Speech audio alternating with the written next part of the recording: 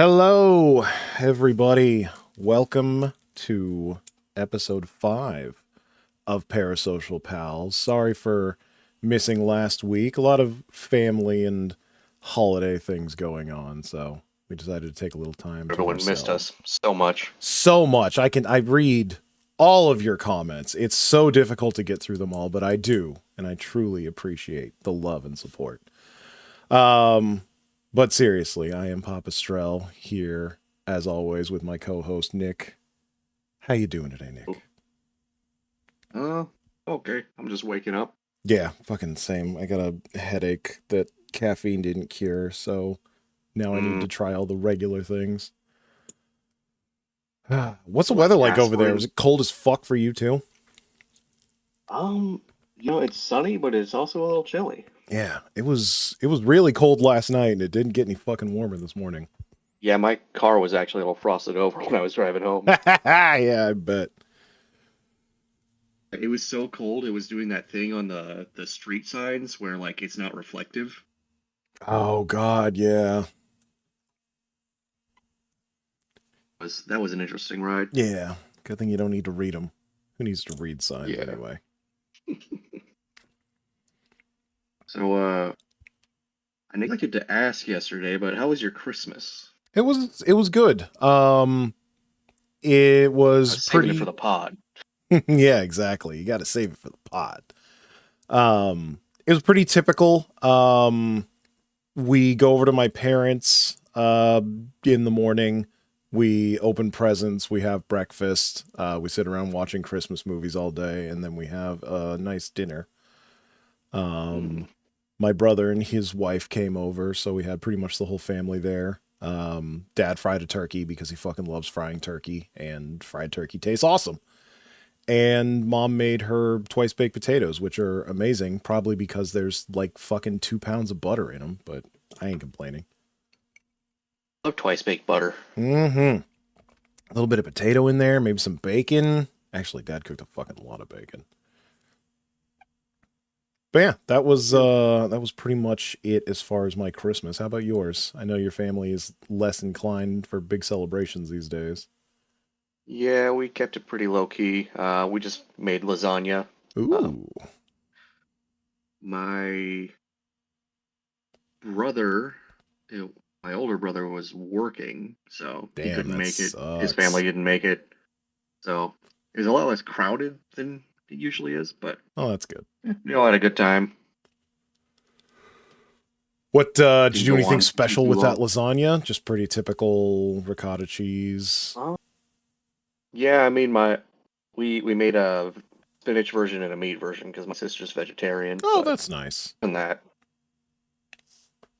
regular old easy made lasagna. Hell yeah. That sounds awesome. I haven't had a fucking real ass lasagna in quite a while. Yeah, so one of the things my mom bought from Costco to go with it was like these fancy olives. They have like nuts inside them. Who puts nuts in olives? Nut fucking they're probably like pine nuts or some fucking asshole it's nut. Like I think it's like an almond or something. What the? Okay, yeah, no, I got no idea. That my grandfather fucking loves eating olives. I'll ask him if that's a thing. He might know, but like some of them have pimentos, some of them have like nuts, and it's wild to me. That's fucking weird. And you're sure they're not pits? No. Yeah, that's weird. I've never heard of such a thing. Were they green olives or black olives? They're green. Okay, yeah. I got nothing. That's fucking weird. Bought them at Costco? I guess I'll have to check that out next time I go to Costco. Did you get anything cool for Christmas? Get any nice gifts? Give any nice gifts? I showed you that I forget what the actual name of it is, that Chinese knockoff Game Boy. Oh yeah, I love that Chinese knockoff Game Boy with the dual sticks and everything. I think yours is a bit more powerful than mine. It's got dual sticks and it's able to do like DS games. Yeah.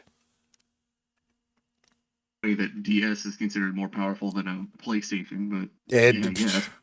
The N64, I believe, is more powerful than a PlayStation because like mine can run PS1 games just fine, but can't really do N64. Yours probably could do some of them okay. I'd be very You know curious what I if it. found on that thing? That Hmm. Resident Evil 2 GBA game. Resident That was Evil.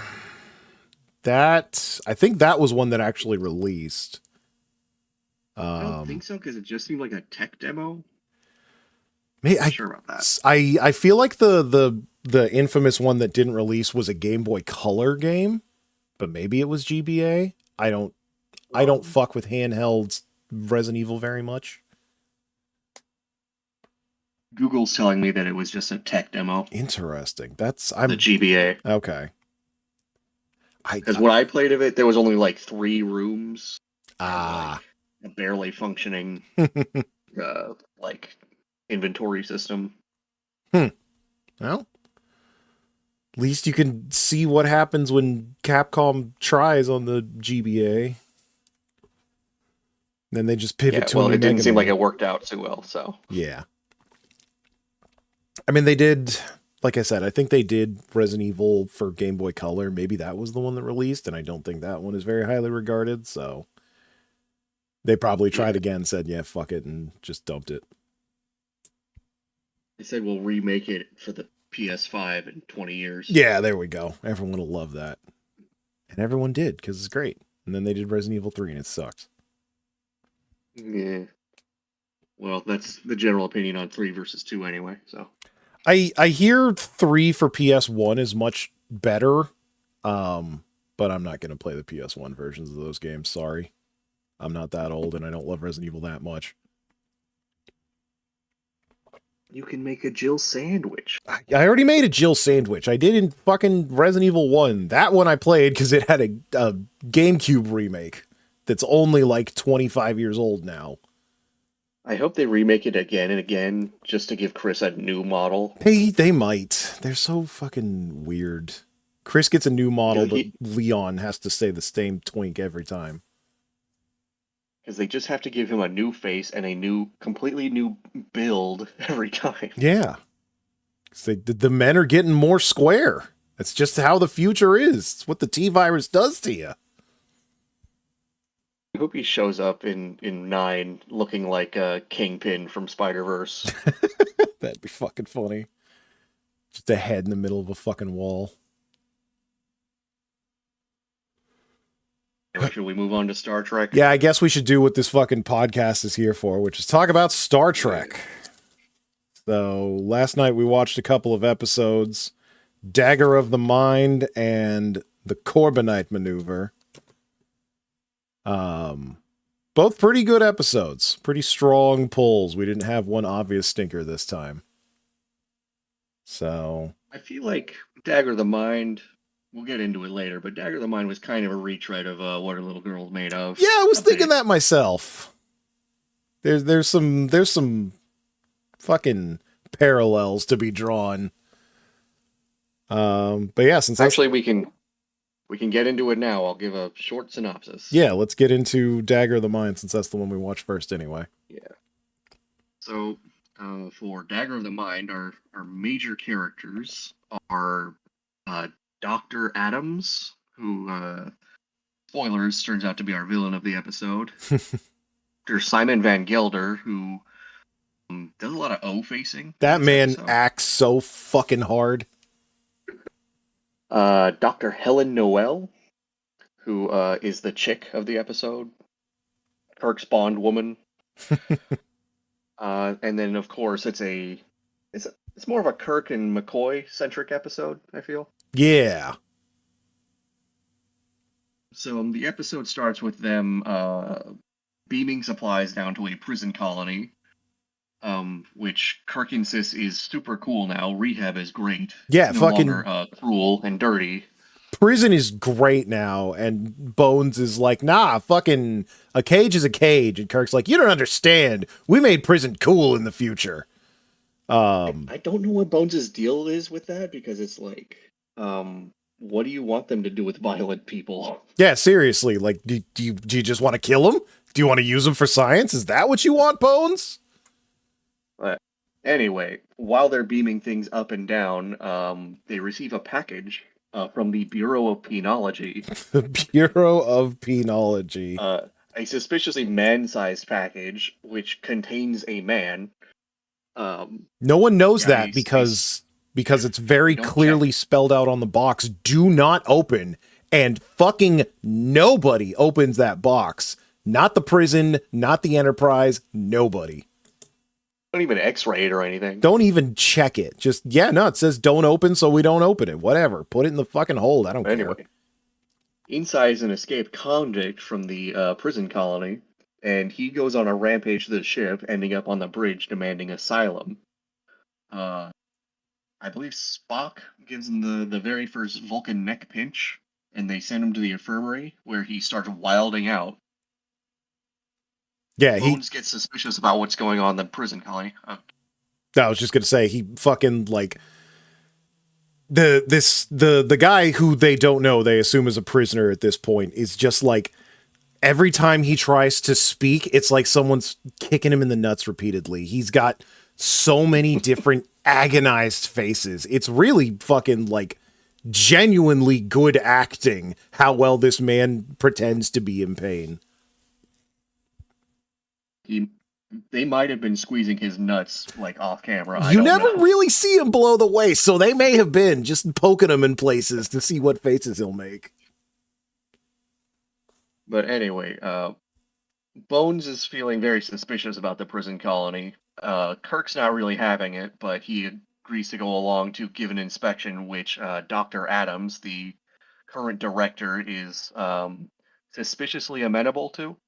Yeah, and we should note that Kirk fucking loves Dr. Adams, says that he's one of the greatest scientists ever, revolutionized penology more in the last 4 years than they've done in the last 40. Just glazing the shit out of this guy, much like he did merely 2 episodes ago in What Are Little Girls Made Of?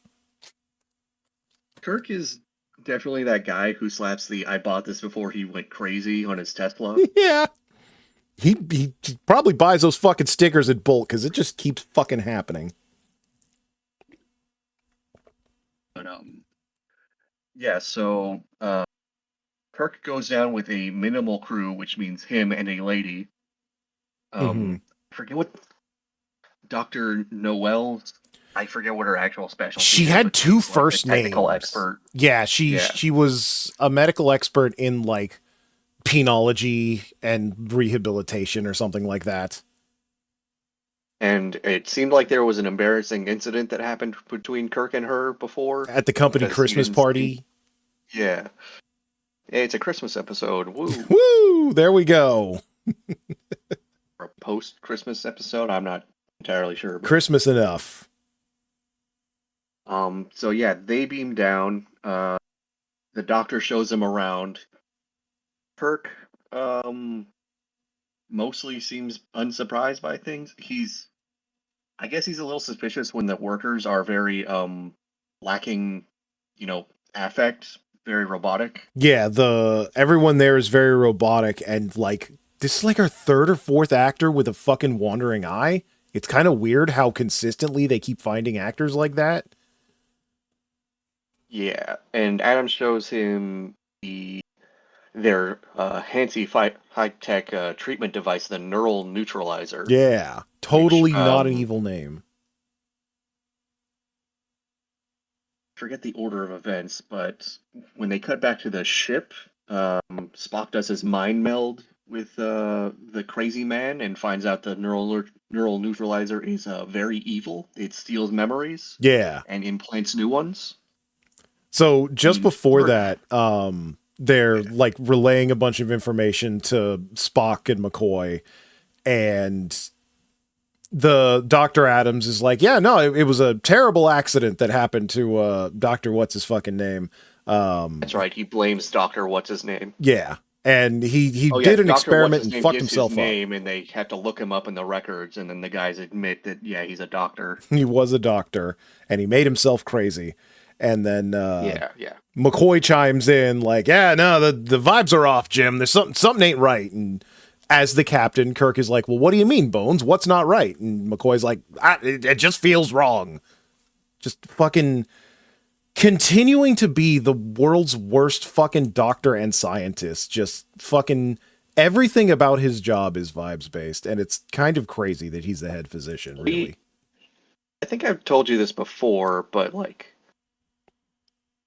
Spock and McCoy are kind of supposed to represent the like logical and emotional spectrums. Yeah. And yeah, McCoy's really embodying that here with the vibes are just off. You gotta trust my instincts. You gotta trust me, Jim. The vibes are off. They've never been worse. And Spock's response to that is a raised eyebrow and going, yeah, I guess the vibes are off. Yeah, Spock's like, I don't know what the fuck vibes are, but trust him. So yeah, then like you were saying, the good Mr. Spock performs our first of hopefully many Vulcan mind melds.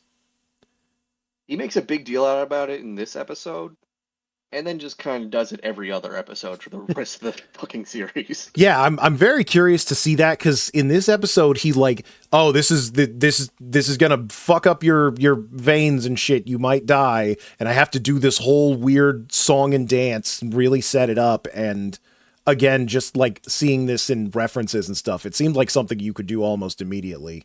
So I'm very curious to see how much of that little song and dance they cut out. Yeah, he does a whole like hypnosis ASMR to Van Gelder. Yeah. And it's a lot of touching too. Very touchy episode. It's funny because if this show were made, 20, 30 years in the future, there would have been a whole fucking scene where we like go inside Van Gelder's mind and see Spock there and he's seeing the events and stuff. But since this was made in 1960 fucking whatever, it's just Spock being like, yeah, we're the same person. Tell me your memories. Actually, and then he just says the stuff that happened. We did have the budget for, we're skipping ahead a little, but Kirk eventually decides he wants to get into the neural neutralizer himself to test it out, and has Dr. Noel perform the knob twisting. Yeah. And she implants a memory of a revised version of the Christmas party in his head. We had budget for that flashback. That's right. I forgot. We totally had a fucking flashback cutaway. That was weird. And yeah, it's not really clear how much the captain may have sexually assaulted this woman, because she's like, all right, I'm going to implant a new version of how things went. We went up to your room and I was like, I love you. And you were like, no. And it's never really cleared up what exactly happened at the Christmas party, except that Kirk does not want to talk about it. I think it was the other way around. I think she was into him and he brushed her off. Yeah, it's very possible. Because, I don't know, like, Van Gelder kind of interrupts them while they're in the middle of neural neutralizing, and he turns the machine up to 11. He implants suggestions in Kirk to love Noel for no reason. Yeah, he's like, all right, you're going to fucking love the shit out of this woman. You'd lie for her, you'd die for her. So, we see that Adams has, like, turned the whole colony into his own little cult. They never really expound on, like, his aspirations beyond that. Yeah, it wasn't like he wanted to take over the galaxy or go to another planet or anything. It seemed like he was just sort of in his own little paradise, and it's like, yeah, I just mind control people and I live on this prison. Orby from the last episode had like galactic aspirations of turning everyone into snatchers. Yeah. Didn't seem like Adams really wanted to do anything but make a bunch of slaves. Yeah, he just wanted a bunch of like weird, like obedient but kind of bland slave people to. He never really gets to have his villain monologue, I don't think. Yeah, the episode is, Adams is kind of just barely there. So yeah, we've got Kirk getting mind fucked. He sends the nurse Good and Sexy to go turn off the power so that he doesn't get mind fucked. Oh yeah, something else that's important to the plot is this is a prison planet. And because of that, they have a advanced shield that the Right, The that she has to Enterprise go turn can't off get the force through. field so the Enterprise can, yeah. Yeah, like no communications, no beaming, no teleporting, nothing. So she's got to go and turn off the power that will allow people to come down and save the day. Which she does temporarily, and then Spock comes back and turns on the power, and Van Gelder's still in the room, and he ends up neuralizing himself. Yeah, he ends up after Kirk knocks him out while the power is out. He leaves Dr. Adams in the neuralizer, and then the neuralizer gets turned on while it was at full power. So then it just fucking neuralizes the shit out of him. Yeah, it empties his brain out, and without anyone to give him suggestions, he dies. As Dr. Bones McCoy put it, he died of loneliness. Yeah, That's what the good doctor says he died of, and that's what's going in the fucking medical report. and yeah, that's basically the episode. It doesn't end. It doesn't end with an HR violation, but there certainly is one in there. Yeah, like the fucking yeah, Kirk makes out with fucking no Dr. Nurse Noel multiple times, both in flashback and current back forms. He seems to forget about her pretty quickly too. He's got so many women. He's got Yeoman Rand. He's got the ship, whom he loves like a woman. There's just so many women to keep track of, you know? One captain can't possibly be expected to remember every Christmas party. Yeah. Also, apparently, Van Gelder is back in charge of the prison colony. They never really expound upon like how he fixes everything or. Yeah, the only thing that they make sure to say is that he destroyed the neuralizer, so they're not going to be doing that anymore. But they don't get into how he fixed anything or if everyone's okay or if he's permanently fucked up. Doesn't matter. Yeah, and Kirk just shakes off his neuralizing experience almost immediately. Yeah, I think there's a little thing at the end where it's like, hey, Kirk, do you think you're permanently fucked up? And he's like, I don't know. Anyway, let's go on another adventure.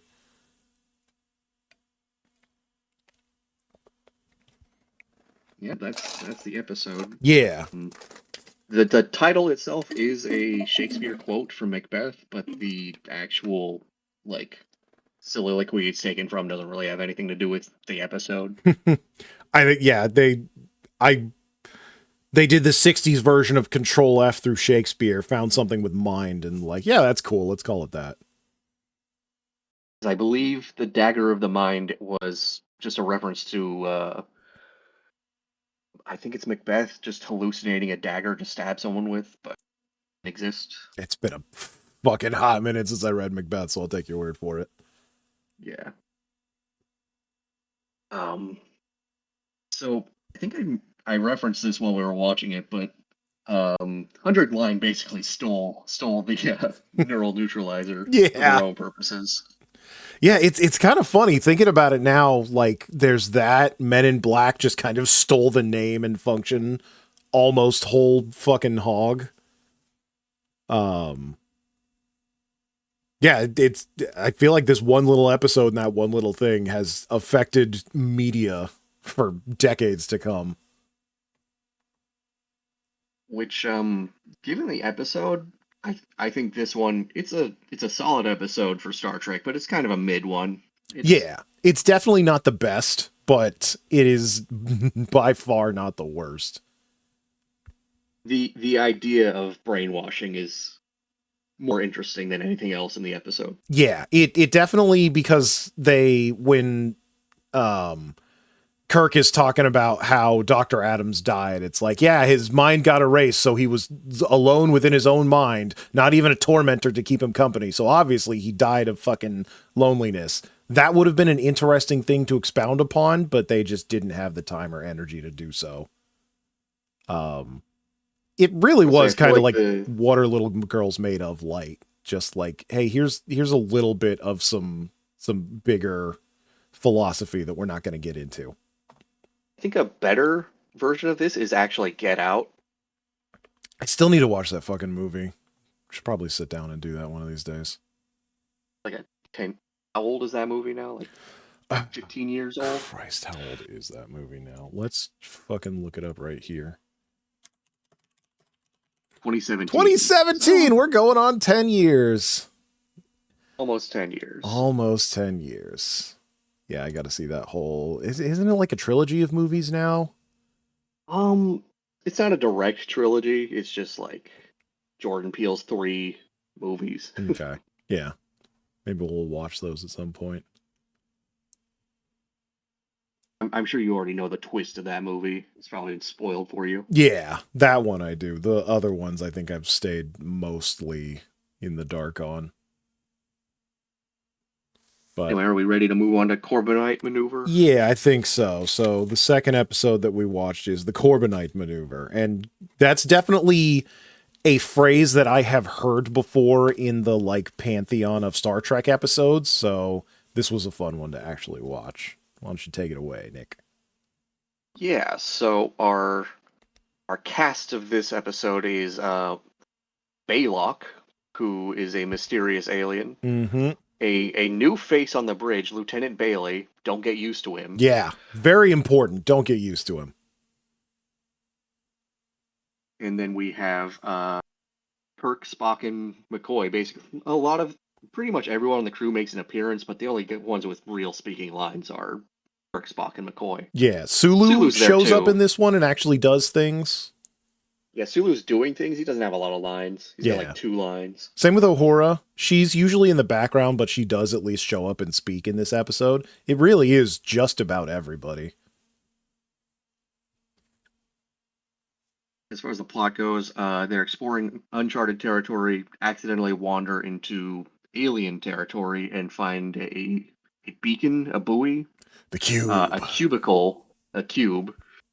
Um, it blocks their way, and as they try to retreat from it, it chases them and it starts emitting deadly, deadly radiation, forcing them to destroy it. When they do, a bigger ship shows up, accusing them of being violent because they destroyed their harassment Their buoy. fucking radiation murder buoy.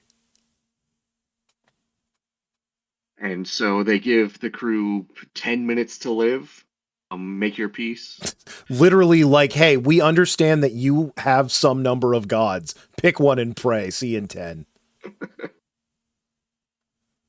So Kirk, realizing that they're outmaneuvered, decides to not play chess, but to play poker instead and bluffs with his Corbinite maneuver. He makes up a material, Corbomite, that will destroy their enemy if they are destroyed. Not a very believable lie, but it's enough to make the aliens hesitate. Yeah, it is like Um, he goes super over the top with it too. He's like, "Hey, just wanted to let you know we got this thing that we don't write down anywhere, but it's called Corbinite, and it'll reflect any attack and kill you, and it has never failed. It is the best thing in the universe. Don't try it unless you want to die, I guess. Bye." so the aliens were able to scan the ship's logs, and he's like, "Yeah, this isn't any of our logs. It's a super secret." Super duper secret, but I'm telling you about it because I don't want you to die from this super secret defensive thing that would protect us if I didn't tell you about it. I'm really good at poker. I'm Captain Kirk. Anyway, the bluff works ish. The aliens decide to pull back their main ship and send a little tugboat to bring them to a habitable planet where they will imprison the crew and find some other way to destroy their ship. Um, and then in the process of that, the Enterprise manages to slip their tractor beam, and the alien ship begins emitting a distress beacon. Oh, I should mention, the alien threatening them is Baylock, who is a handsome Squidward puppet. It literally just fucking handsome Squidward with a cloak. It's kind of crazy. Like it is 100% handsome Squidward, I especially from behind. yeah, from behind it looks. I really I should do some googling later to see if there's any mention of Baylock being an inspiration for handsome Squidward because it is incredibly uncanny. Anyways, once the Enterprise breaks free of the tractor beam, the other ship appears to be damaged and is sending out distress signals. And Kirk decides to do the magnanimous thing and help out the aliens. When they beam aboard, they find that Baylock, the imposing alien that has been threatening them, is actually a puppeteered by a young Clint Howard, a It 7-year-old child. that who oh I guess is actually an adult alien. yeah, it is. It's weird because the kid is speaking, but he's dubbed over by an adult voice actor. So Yeah. absolutely fucking none of the lines match the little kid's lip movements. But yeah, I think it is supposed to be an adult despite looking childlike.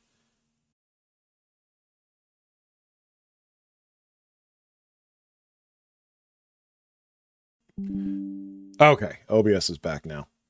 Yeah, just weird because it wasn't the internet because we were still fucking talking. But yeah, OBS just shit itself for a second. It's back now. How much did it miss? Just like 10 seconds maybe. Just right after the Tranya. Okay. Yeah, they share a drink of Tranya, and the alien kind of asks Kirk for a slave or an exchange of culture. Yeah, an And for exchange Kirk student. volunteers Lieutenant Bailey, who we haven't really talked about. We'll get into him. But yeah, our ending HR violation is Kirk selling off his crew to an alien And then the alien is like, as they agree to leave each other peacefully. yeah. And the alien is like, yeah, no, let's go check out my ship and all the cool shit. You don't see any of that. Absolutely none of No. it. Completely fucking pointless. But, this is a favorite episode for a lot of people. I think because I guess there's a lot of good character moments in here for Kirk Yeah. and It's and Spock and McCoy. it A does lot of good banter. it's got a little bit of everything. It shows a lot of Kirk captaining and being a captain and a mentor and a strategist. It really is a tour de force. As far as like ship actions go. We've definitely seen him like go down to a planet and fuck some dudes up, but this is him like I gotta fucking command a ship and I'm gonna show you why I'm Captain fucking Kirk. And the first thing This I'm is a gonna real do is promote this lieutenant who does not deserve it. no. So Lieutenant Bailey is very obviously I want to call him fresh faced, but he looked 30, but he's probably just a rough 20. Fresh faced for the Because time.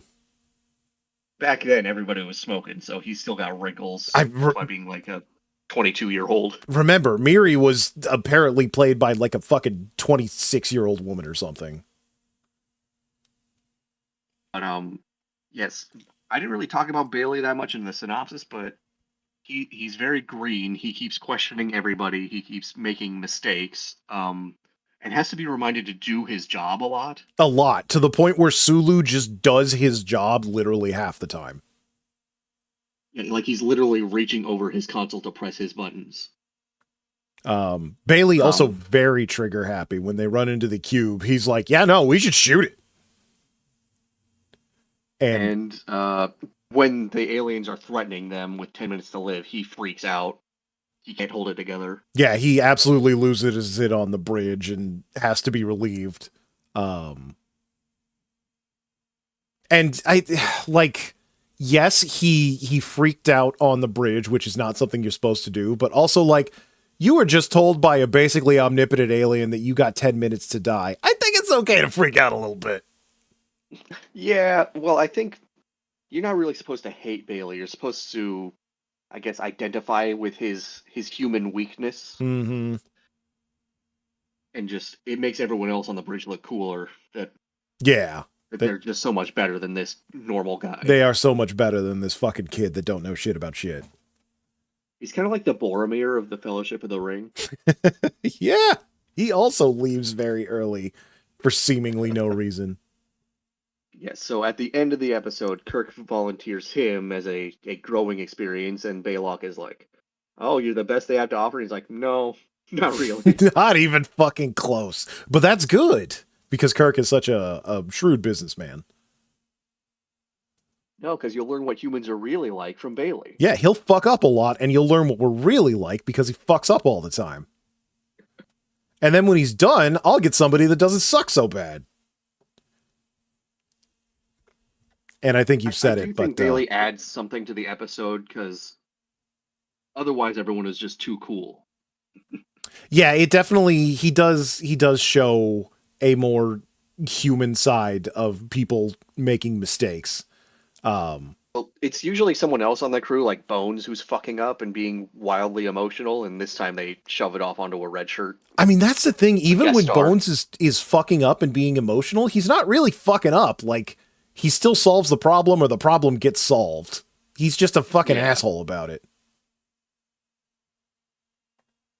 they had a good running bit in this episode with where Bones going, "I never said that." Yeah.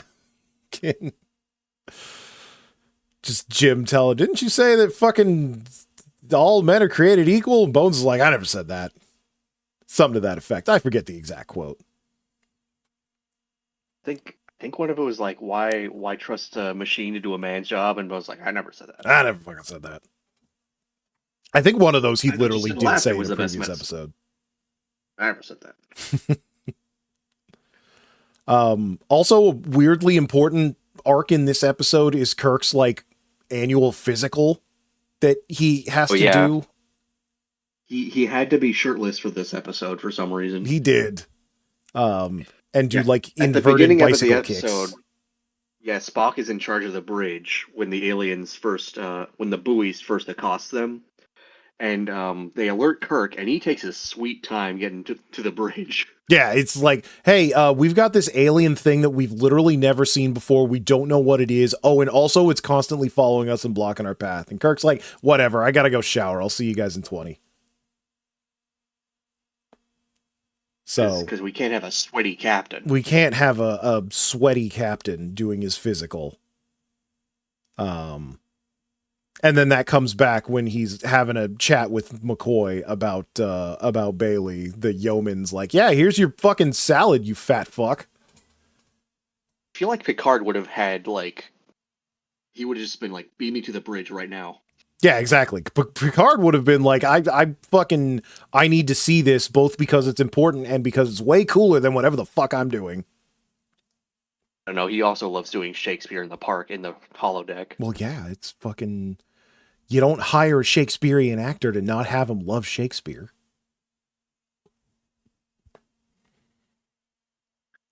But What yeah, else is worth so noting in this episode?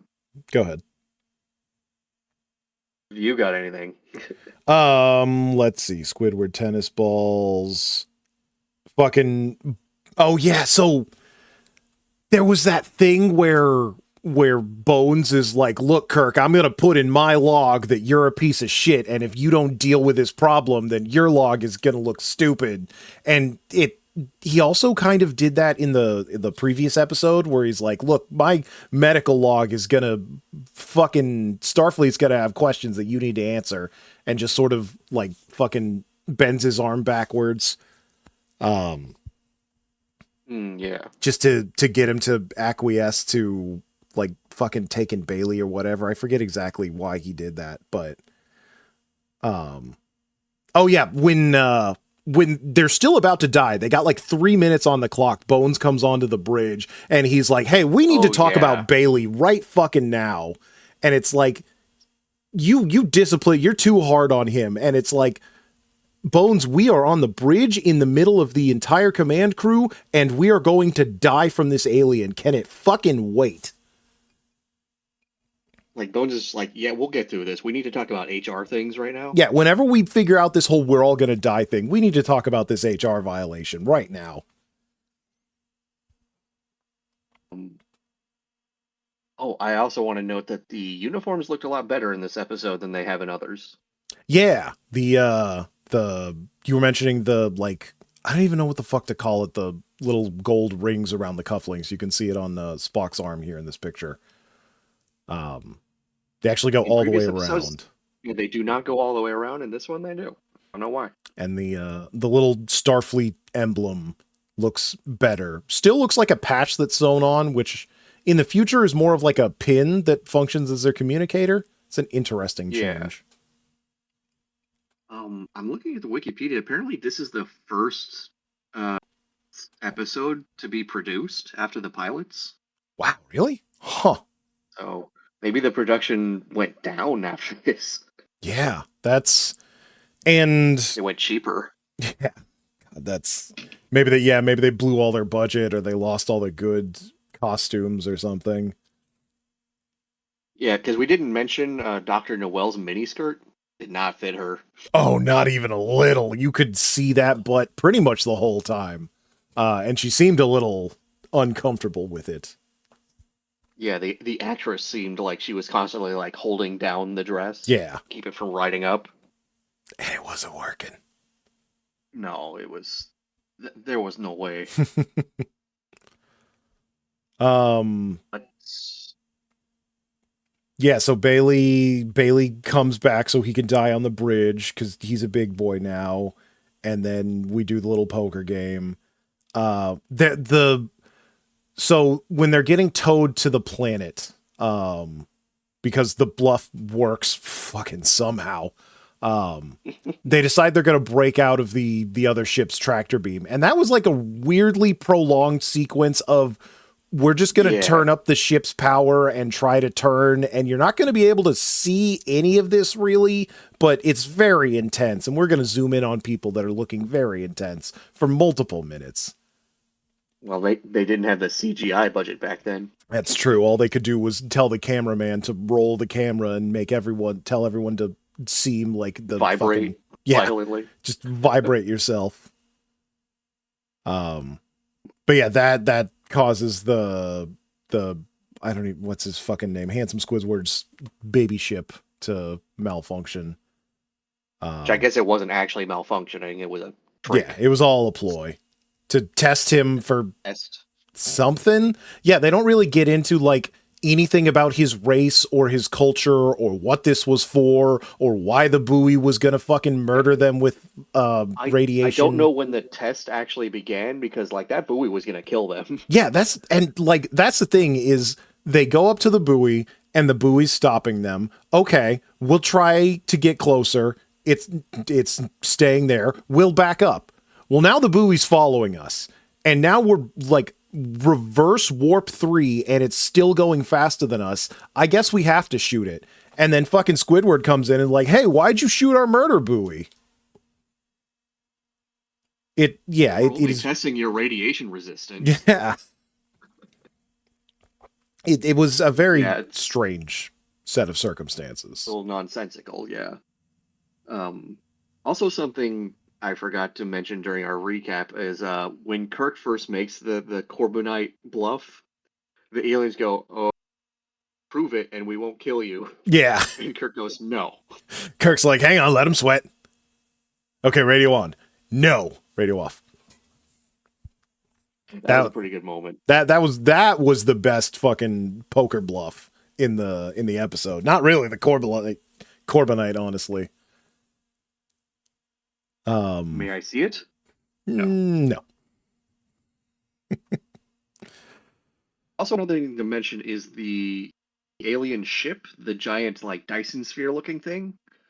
Um, it's a very interesting ship design for the 60s because it doesn't look like anything really. It's like a series of spheres interlinked. Yeah, it's a bunch of like interlinked light up balls. But you can't really see anything like in it or beyond it, and it seemed very Like ethereal. a fractal disco ball, Yeah. kind of. Um, and I guess it's worth And mentioning we then hmm? yeah, we saw both the new version and the old version with the updated special effects. It was less interesting in the new version. It was way less interesting, yeah. So the Blu-rays that we have, you can watch every episode with either all of the original effects or brand new 4K special effects. And the 4K special effects certainly look nice. They look very nice, especially when put next to fucking 60s camera work. But It's honestly kind of jarring it is. how It's nice they look. yeah. Because it's all Because clean they'll and show you a 4K nice and 4K everything. shot of an exterior, and then you're back to like 60s film grain. Yeah, and then you're in great grandma's fucking living room. But one of the things about 4K when it was showing the big Dyson sphere is it was much more clear that it was a spaceship. You could see like metal and fucking like different connective things behind it, and it kind of demystified it. I thought it was much cooler when it was just like this inhuman, unsubstantiated collection of light balls. Yeah, I think that was a more alien threat. Yeah. And, you know, again, it's not really clear what the hell this alien's deal is, because we've certainly seen aliens with godlike powers. And I don't know if Handsome Squidward is one of those, or if they're just like fucking tiny advanced humans with the most fucked up teeth you've ever seen. And Tranya. Honestly, it would have been more interesting if the episode ended with him saying, "I was also bluffing. We didn't have the power to destroy you." Yeah, I couldn't do shit. That And buoy also, was our last line of defense. yeah. We're a peaceful race. We don't kill anyone, except for the buoy, which you got rid of. So, fuck, we're going to need a new one of those. I mean, I guess they were able to shut down their ship with hacking, but... Yeah. Yeah, that's true. They did mention that he was able to hack in and turn off a bunch of their shit. Maybe all they had was hacking and tractor beam. Yeah. I'm still thinking about Clint Howard's fucking teeth, and I wonder if those were prosthetic or if those were his real teeth, because holy fuck, he looked like Gollum. Like, straight up Gollum with 4 teeth. It said he was 7 years old, so... I feel like 7 those might have been his real teeth growing in. I don't know. His adult teeth growing in. Yeah, but lost all of his teeth at the same time. Yeah, like if all of his teeth came out at the same time and just the adult teeth started growing in randomly, I could believe it. But oh my god.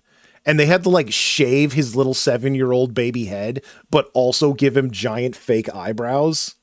We can just look up his character now. What was it? Baylock? Baylock, yeah. How the hell do you spell Baylock? B-A-L-O-K. Good enough. B-A-L-O-K. So yeah, here's the Handsome Squidward. And here's Clint fucking Howard. God. It's a 1-to-1 Handsome Squidward. Yeah, it's... I wonder if that's his real head. Oh my god, it's so bulbous. Oh, Baylock shows up on lower decks? That's funny. Was that real Clint Howard? That headshot of... Never lost the head, did you? That headshot of Clint Howard does not look like the one on Wikipedia. I recommend you look at the one on Wikipedia. Okay. Just Clint Howard? Yeah.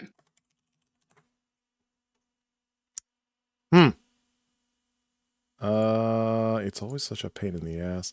Yeah, that's that looks like a homeless man.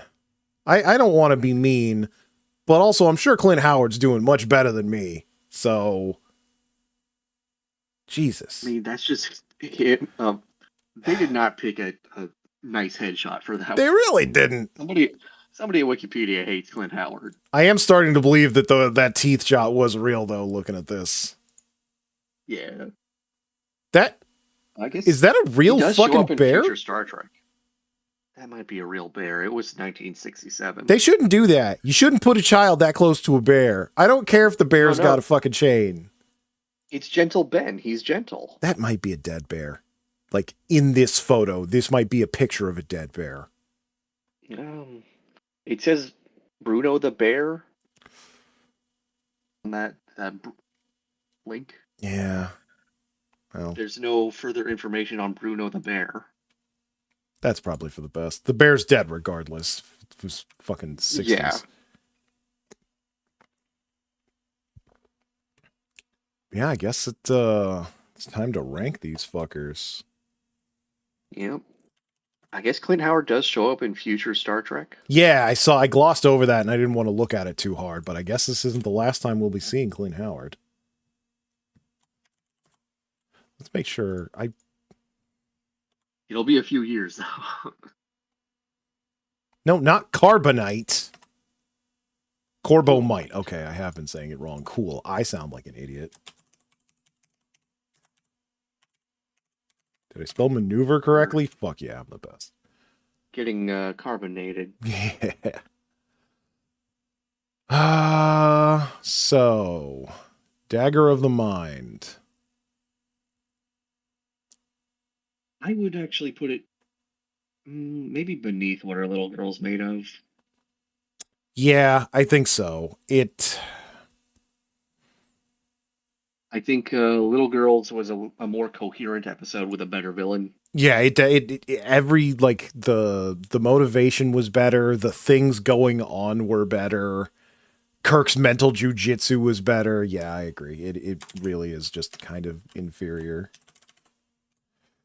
The one, Do we? the standout is that guy's crazy acting. Oh yeah, God, fucking face acting, fantastic. And I think we can both agree that it's better than The Naked Time. Yeah.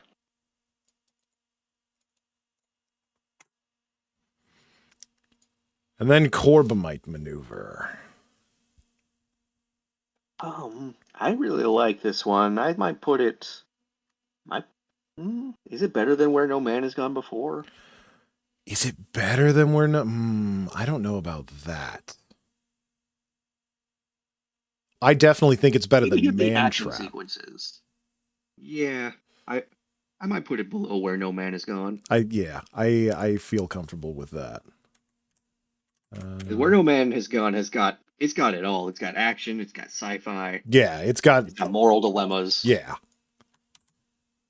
This one, So it very doesn't really good. have a dilemma as much as Yeah, but not quite the tour de force that No Man Has Gone Before is.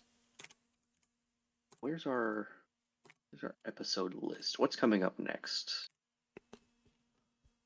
What's after? Oh yeah, we had the Menagerie parts 1 and 2. Yeah, I'm excited. I have heard the Menagerie. That is another one of the names that has escaped containment. I don't know shit about it. But it's these ones are special, so to my knowledge, the only two-parter time. in the entire original series. Is that correct? I'm not sure about. No, I think there's like one more two-parter. Mm-hmm. Maybe not. This might be the only two-parter. Okay. They become more common in TNG as like what is it? Season finales. Yeah. That I feel like late 90s, early 2000s television in general had a lot of two-parters, especially as like season finales and season openers. Yeah, in TNG, season 3 ends with Best of Both Worlds Part 1, and season 4 begins with Part 2. Interesting. That is some fucking hardcore sequel baiting. God damn. And then they do that again between 4 and 5. God, they're really just Scheherazading all over CBS back then, huh? Star Trek was their moneymaker, man. I guess so. Yeah, you can afford it. All right. And, Netflix continues the tradition of ending on a cliffhanger, except now they just canceled the series in between. Yeah, they ended on a cliffhanger knowing full well that bitch is getting canceled. So, yeah, I guess that's Star Trek for this week. That's Star Trek for this year.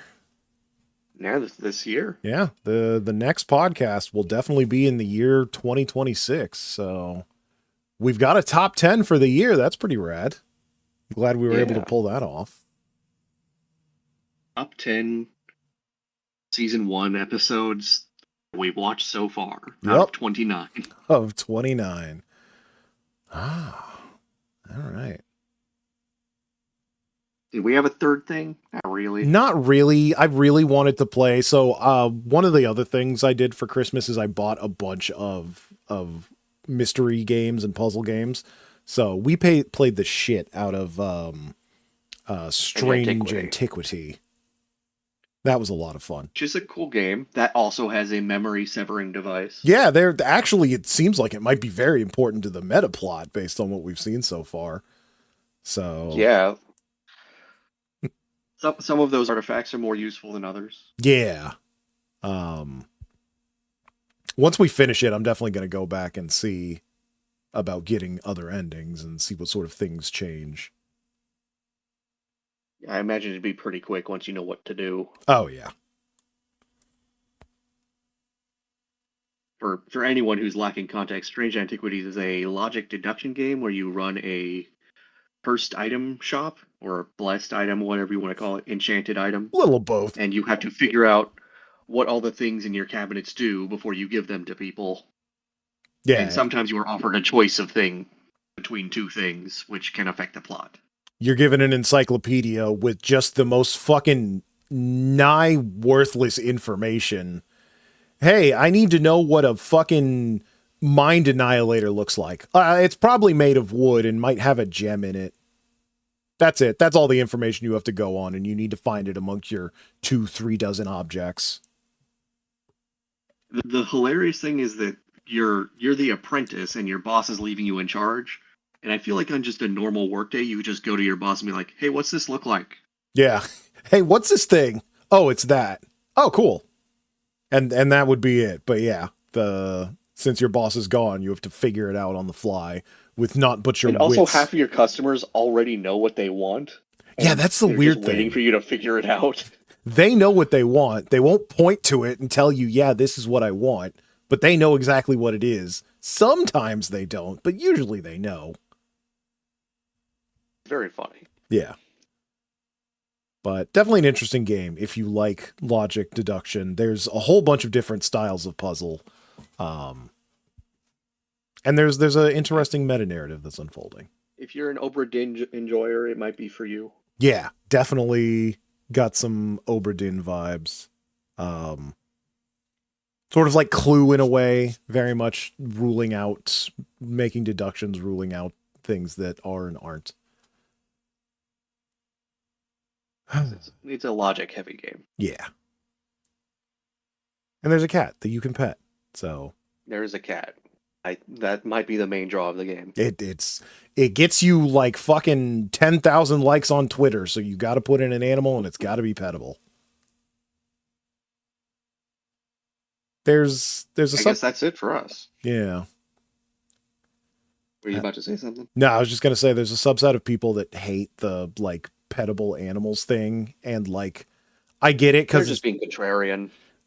it's kind of a thing that's forced now because it's so popular on Twitter, but also like it's not that much work for a nice little thing. Like fucking there are bigger things to bitch about than the fact that they made the dog pettable. Come on.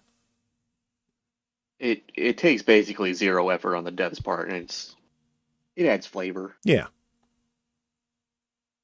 But yeah, cares if it's artificial? it's video games, it's all artificial.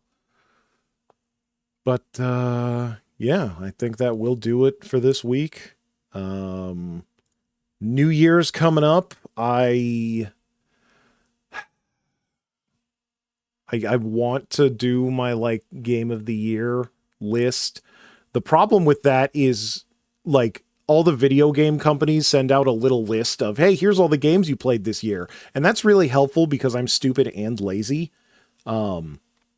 PlayStation's this year is like fucking worse than last year. It doesn't give you a month by month breakdown. It's just like, hey, here's the top like 10 games you played this year. Fuck off. And Nintendo straight up said, yeah, we're not releasing that till January. I'm like, come the fuck on, guys. So I either have to hunt that shit down myself or wait till January, and I haven't decided which one I'm going to do. I'll be honest, it's been kind of a stacked year for video games, but I barely remember anything I played. I know, it's like I'm looking at my Steam list, and there's I forgot Onimusha 2 was this year. My January, February are pretty empty because I was in Japan. And then a bunch of just this shit got pushed to the top. But yeah, there was a bunch of games on every platform. It's not like there was one thing that I stuck to, and that's the other fucking problem. But It's a thing like Switch 2 came out, and like yeah, a whole new fucking console came out this year. I guess Donkey Kong was cool, but it didn't stick with me that much. Yeah, it was definitely, and I hate this phrase. It sounds horrible to say, but I think it is true. It was a popcorn game. This is really fun to play while I'm playing it, and as soon as I put it down, it goes out of my head. Well, the thing is, I'll sometimes find myself coming back to Odyssey just to mess around. I'm probably not going to do that with Donkey Kong. That's definitely not my thing, but I can see it. Did they mention like an Odyssey update for Switch 2 or anything like that? I don't think they did. They have. I think we're supposed to be getting an Animal Crossing update in January. I believe that's true, and I believe it does have more stuff in it. Yeah. We'll see. But yeah, we'll have to figure that out. probably end up watching Dagger of the Mind this week, so yeah. Yep. Thank you all for coming by, hanging out, listening to the podcast out there. Thank you, Nick, as always, for joining me here in this here Thanks for having me. morning/afternoon. Yeah, we'll see y'all later. Have yourselves a great weekend. If we don't, have a happy new year. Bye-bye. Bye-bye.